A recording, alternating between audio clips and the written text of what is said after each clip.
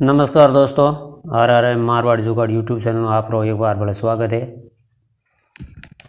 तो आज आप सुनो माँ गंगा रो धरती माता अवतार की कर हुयो, किणवेद हुयो और कौन लायो गंगा धरती माते।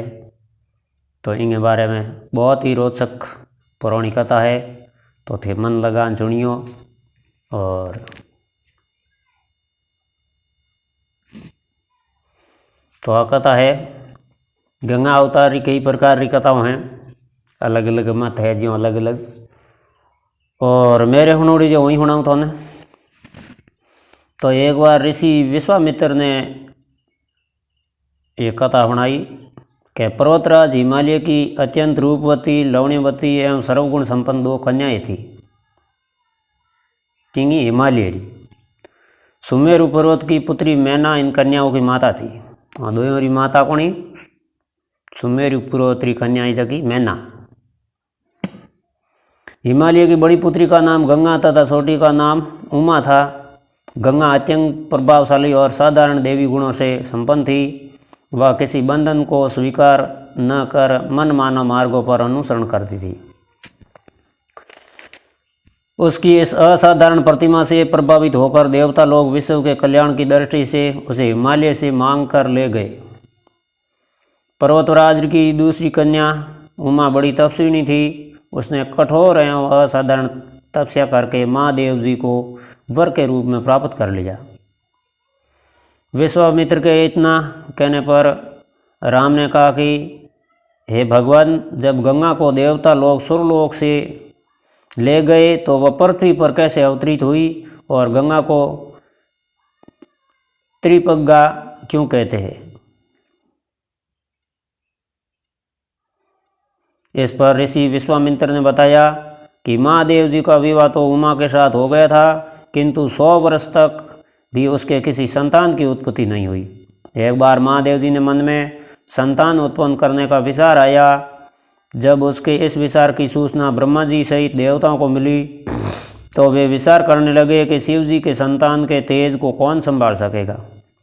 उन्होंने अपनी इस शंका को शिव जी के सन्मुख प्रस्तुत किया, तो उनके कहने पर अग्नि ने यह भार ग्रहण किया और परिणाम स्वरूप अग्नि के समान मान तेजस्वी स्वामी कार्तिक का जन्म हुआ। देवताओं के षड्यंत्र से उमा के संतान होने में बाधा पड़ी तो उन्होंने क्रोध होकर देवताओं को शाप दे दिया। भविष्य में वे कभी पिता नहीं बन सकेंगे। इस बीच सुरलोक में विचरण करती हुई गंगा से उमा की भेंट हुई। गंगा ने उमा से कहा कि मुझे सुरलोक में विचरण करते हुए बहुत दिन हो गए हैं। मेरी इच्छा है कि मैं अपनी मातृभूमि पृथ्वी पर विचरण करूं। तो उमा ने गंगा आश्वासन दिया कि वे इसके लिए कोई प्रबंध करने का प्रयत्न करेगी। तो विश्वामित्र जी के वत्स राम, तुम्हारी ही अयोध्यापुरी में सगर नाम के एक राजा थे। उनके कोई पुत्र नहीं था। सगर की पटरानी केसिनी विदर्भ प्रांत के राजा की पुत्री थी। केसिनी सुंदर, धर्मात्मा और सत्यपरायण थी। सगर की दूसरी रानी का नाम सुमति था, जो राजा अरिनेष्ट नेमी की कन्या थी। दोनों रानियों को लेकर महाराज सगर हिमालय के भृगु आश्रम नामक प्रांत में जाकर पुत्र प्राप्ति के लिए तपस्या करने लगे। तो उनकी तपस्या से प्रसन्न होकर महर्षि भृगु ने उन्हें वर दिया कि तुम्हें बहुत से पुत्रों की प्राप्ति होगी। तो दोनों रानियों में केवल एक का एक ही पुत्र होगा, जो कि वंश को आगे बढ़ाएगा, और दूसरी के 60,000 पुत्र होंगे। तो कौन सी रानी कितने पुत्र साथी है, इसका निर्णय वे समय आपस में मिलकर लें। तो केसिनी ने वंश को बढ़ाने वाले एक पुत्र की कामना की, और गरुड़ की बहन सुमति ने 60,000 बलवान पुत्रों की कामना की। तो उसी समय आने पर केसिनी ने असमजक नामक पुत्र को एक जन्म दिया, और रानी सुमति के गर्भ से एक तुम्बा निकल आया, जिसने फोड़ने पर छोटे छोटे 60,000 पुत्र निकले। उन सब का पालन पोषण घी के घड़े में रखकर किया गया। काल चक्र बीता गया और सभी राजकुमार युवा हो गए। सगर का ज्येष्ठ पुत्र असमंज बड़ा दुराचारी था और उसे नगर के बालकों को सरयू नदी में फेंक कर उन्हें डूबते हुए देखने में बड़ा आनंद आता था। इस दुराचारी पुत्र से दुखी होकर सगर ने उसे अपने राज्य से निर्वासित कर दिया।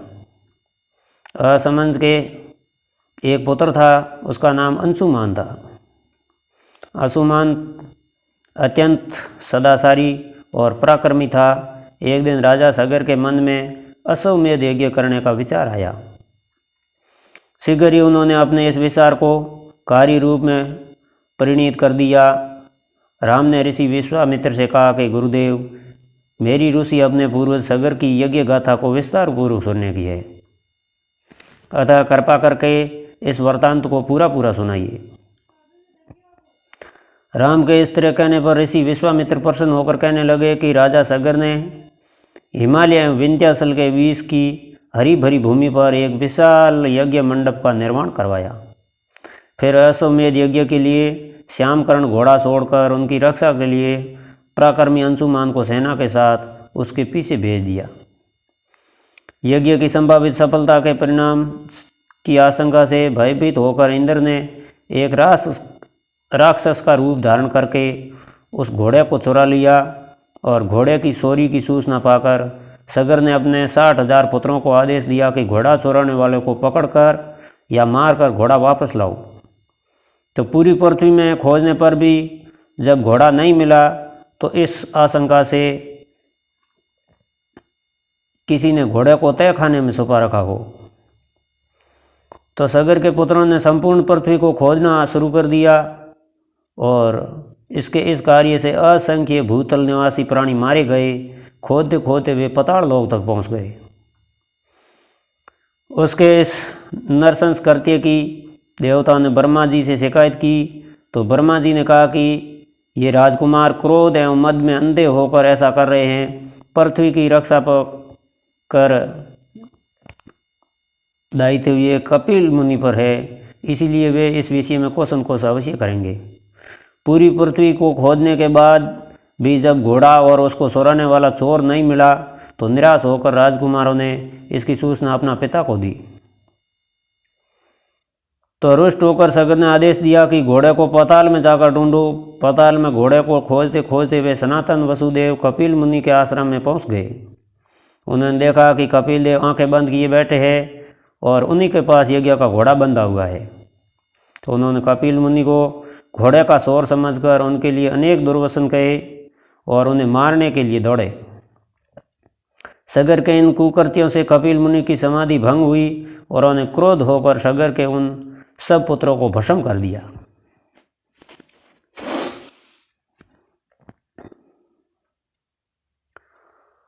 तो इसके बाद दोस्तों वीडियो बहुत लंबा हो जाएगा, तो अगला भाग सुनेंगे अगली कहानी में, और दूसरा भाग अवश्य सुनिए इस कथा का।